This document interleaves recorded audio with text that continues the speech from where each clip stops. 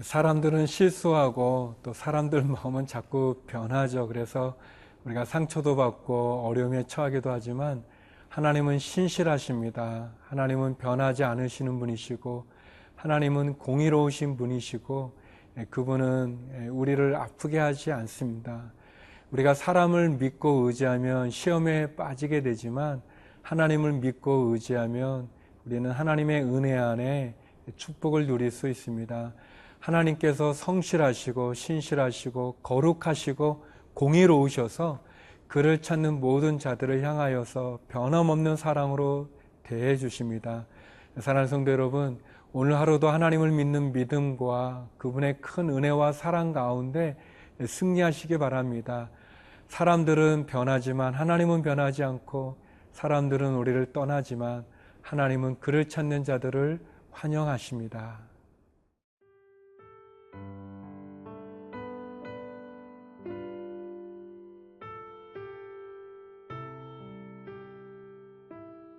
로마서 3장 1절에서 8절 말씀입니다. 그런즉 유대인의 나음이 무엇이며 할례의 유익이 무엇이냐? 범사에 많으니 우선은 그들이 하나님의 말씀을 맡았음이니라. 어떤 자들이 믿지 아니하였으면 어찌하리요? 그 믿지 아니함이 하나님의 미쁘심을 패하겠느냐? 그럴 수 없느니라. 사람은 다 거짓되되 오직 하나님은 참되시다 할지어다. 기록된 바 주께서 주의 말씀에 의롭다함을 얻으시고 판단받으실 때에 이기려 하심이라 함과 같으니라. 그러나 우리 불의가 하나님의 의를 드러나게 하면 무슨 말 하리요? 내가 사람의 말하는 대로 말하노니 진노를 내리시는 하나님이 불의하시냐? 결코 그렇지 아니하니라. 만일 그러하면 하나님께서 어찌 세상을 심판하시리요? 그러나 나의 거짓말로 하나님의 참되심이 더 풍성하여 그의 영광이 되었다면 어찌 내가 죄인처럼 심판을 받으리요? 또는 그러면 선을 이루기 위하여 악을 행하자 하지 않겠느냐? 어떤 이들이 이렇게 비방하여 우리가 이런 말을 한다고 하니 그들은 정죄받는 것이 마땅하니라. 사도 바울은 로마서 3장으로 오면서 유대인에 대한 이야기를 합니다. 그러면 유대인들도 뭐 특별한 게 없다면 유대인이 갖고 있는 좋은 건 뭐냐? 유대인 하나님이 그를 선택한 선민이라고 하는데 그들도 역시 죄인이라고 한다면 그들의 유익함이 무엇이겠느냐? 우리는 이 오늘 본문을 통해서 하나님에 대해서 잘 알 수가 있는 것 같아요. 하나님이 어떤 분이신지 말이죠. 이스라엘 사람들은 그런 선민의식, 우월의식, 종교적인 우월감이죠. 우리는 하나님의 백성이다. 하나님이 우리를 택하셨다라는 그 우월의식이, 선민의식이 교만이 되어져서 결국은 그들이 죄인이라고 하는 가장 기본적인 것을 잊어버리게 되는 거죠. 우리가 조심해야 될 부분인데요. 4절 말씀입니다. 그럴 수 없느니라. 사람은 다 거짓되되 오직 하나님은 참되시다 할지어다. 기록된 바 주께서 주의 말씀에 의롭다함을 얻으시고 판단받으실 때 이기려 하심이라 함과 같으니라. 여기 보면 유대 사람들, 그럼 유대인의 나음이 무엇이냐? 그러면 우리가 할례를 받았는데 할례가 아무것도 아니라면 할례의 유익이 무엇이냐? 라고 이제 반문할 때 사도 바울이 얘기합니다. 있다. 그들은 하나님의 말씀을 받지 않았느냐? 이 세상을 구원하는 구세주가 그들 가운데 나오지 않았느냐? 하나님 약속을 지키는 분이시다라고 이야기하시는 거죠.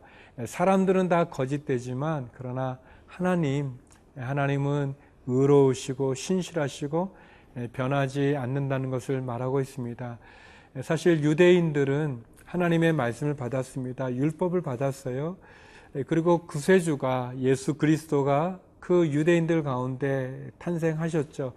그러나 그들은 하나님의 말씀을 받았지만 그 말씀을 지키지 않았고, 예수님이 그들 가운데 탄생하셨지만 예수님을 거부했습니다. 심지어 죽이기까지 하신 것이죠. 유대인들은 죄를 짓지만 그 죄로 말미암아 자신들이 죄인이라는 것을 고백하지 못했습니다. 비록 양도 죽이고 소도 죽이고 그리고 염소도 죽여 제사는 지내지만 그들 안에 있는 그 죄악의 쓴뿌리를 어쩔 수 없다는 그들의 한계를 그들이 보지 못했어요. 하나님의 말씀을 받았지만 그 말씀을 통해서 다른 사람들을 가르치기는 했지만 정작 자기 자신을 그 말씀에 비추어 하나님께 온전히 나가지 못했던 그런 모습들을 보게 됩니다. 어떻게 보면 유대인들이 결국 이런 죄를 지을 수밖에 없다는 그 한계는 하나님이 능력이 없어서가 아니고 율법이 불완전해서가 그런 게 아니죠. 인간이 불완전하고 인간이 죄를 짓는 것이죠. 유대인이라 예외가 아닌 것이죠. 그런데 종종 우리들은 우리가 하나님이 되어서 내가 마치 모든 것을 결정하고 하는 것을 보게 됩니다. 다른 사람들의 죄에 대해서 우리가 심판자가 돼가지고 그것을 판단하고 지적하고 또 우리가 마치 의로운 자인 것처럼 그렇게 행동할 때가 많이 있지만 인간은 죄인일 수밖에 없습니다. 유대인도 예외가 아니죠. 유대인도 죄인이고 결국 유대인이라고 하는 것이 그들을 구원해 줄 수 없다는 것, 하나님의 복음만이, 십자가만이 우리를 구원할 수 있는 유일한 희망이고 길이라는 것을 우리에게 다시 한번 보여주고 있습니다. 이 말씀, 사람은 다 거짓되되 오직 하나님은 참되시다. 다윗이 시편 51편에서 밧세바의 죄를 지적한 나단 선지자의 지적을 받고 그가 하나님 앞에 참회했던 그 참회의 내용입니다. 우리는 다 넘어지고 우리는 죄인입니다. 하나님만이 공의로우시고 하나님만이 우리를 구원하실 수 있는 분이십니다.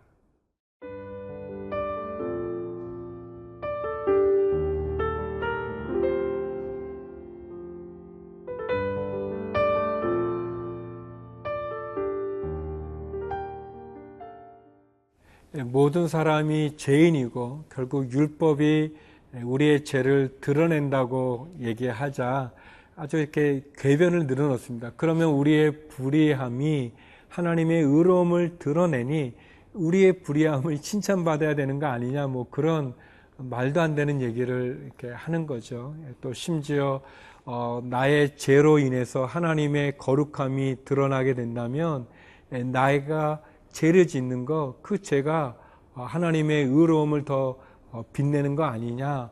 또 많이 죄를 지은 자가 많이 사함받을 때 큰 은혜를 받으니까 내가 죄를 더 많이 질수록 하나님의 사랑을 더 크게 느끼니까 내가 더 죄를 져야 되겠다는 그런 말도 안 되는 궤변을 많이 늘어놓습니다. 그것이 인간의 모습이죠. 8절 말씀인데요. 또는 그러면 선을 이루기 위하여 악을 행하자 하지 않겠느냐. 어떤 이들이 이렇게 비방하여 우리가 이런 말을 한다고 하니 그들은 정죄받는 것이 마땅하니라. 참 사람들 악해요. 그 하나님의 의로움을 마치 내가 더럽기 때문에 하나님이 더 깨끗함을 보여준다면 내 더러움이 하나님의 깨끗함을 드러내는 도구가 되는 거 아니냐, 뭐 그런 얘기예요. 아주 몇 년 전에 그 아주 나쁜 사람이죠. 연쇄 살인범이 있었는데 이 살인범이 그 여자들을 이렇게 태우고 갑니다. 태우고 가서 이제 나쁜 짓을 하는데 그 연쇄 살인범이 무려 8명이나 이제 그렇게 했는데 그런 말을 하는 거예요. 나를 통해서 이제 여자들이 모르는 사람 차를 타지 않으니까 내가 공을 세운 거 아니냐, 뭐 그런 얘기예요. 모르는 사람 차 태우지 않으면 된다, 뭐 그런 어떤 교훈을 줬다는 거예요. 마치 예전에 중국에서 이 어린이 아이들 분유에 그 멜란이라고 하는 것을 이렇게 넣어가지고 아이들이 죽은 적이 있었는데 그거 만든 사람이 이 사건을 통해서, 이 일을 통해서 사람들이 식품을 이렇게 조심스럽게 하니까 내가 공을 세운 게 아니냐, 뭐 그런 거예요. 뭐 사람들 그런 얘기 하죠. 뭐 가룟 유다에게 상 줘야 되는 거 아니냐. 가룟 유다가 아니면 예수님 잡히지도 않고 십자가에 달려 죽지도 않았으면 구원이 이루어지지 않았을 테니까 가룟 유다가 공이 있는 게 아니냐. 뭐 그런 궤변이죠. 말도 안 되는 얘기를 하는 거죠. 그렇지 않다는 겁니다. 인간의 불의도 어떤 것으로도 정당화될 수 없다는 겁니다. 인간의 죄는 그 죄로 정죄받는다는 것을 말합니다. 하나님의 은혜를 많이 느끼기 위해서, 하나님의 사랑을 많이 깨닫기 위해서 내가 죄를 많이 져야 된다. 아닌 거죠. 그 인간의 그 교만함, 그 말도 안 되는 궤변 속에 숨고자 하는 그런 인간의 그 죄성을 우리가 경계해야 될 것입니다. 하나님의 의로움이 우리의 불의함을 통해서 드러나는 것이 아닙니다. 하나님은 하나님으로 의로움을 갖는 거죠. 우리의 죄가 어떤 것으로도 변명될 수 없고 우리의 죄악이 어떤 것으로도 변호될 수 없다는 것을 우리가 깨달을 필요가 있습니다. 하나님의 그 사랑과 하나님의 그 공의와 그 하나님의 은혜로 우리가 구원받는 거지 우리의 불의함이 공의에 이르는 것이 아닙니다. 그렇기 때문에 우리는 겸손해야 됩니다. 그리고 예수님의 십자가를 붙잡아야 되는 거예요. 이 값싼 은혜라는 그런 표현이 있습니다. 죄짓고 회개하고 그래서 하나님 나를 용서해 주시니까 그 십자가를 이용하려고 하는 그런 인간의 죄가 하나님의 구원을 값싼 은혜로 전락시킨다는 그런 말씀인데요. 경계해야 됩니다. 우리가 겸손해야 되고 다시 한번 하나님의 십자가 외에 구원이 없다는 이 복음의 진리를 붙잡고 그것이 얼마나 큰 은혜고 얼마나 큰 사랑인지 깨달아야 될 것입니다. 기도하겠습니다. 하나님, 우리 안에 있는 죄성들, 하나님 그 죄악이 얼마나 큰지 모르겠습니다. 유대인들이 가지고 있었던 그 선민의식의 그 교만한 죄, 또 불의함이 정당화될 수 없음에도 궤변을 늘어놓는 우리의 죄 용서하여 주시옵소서.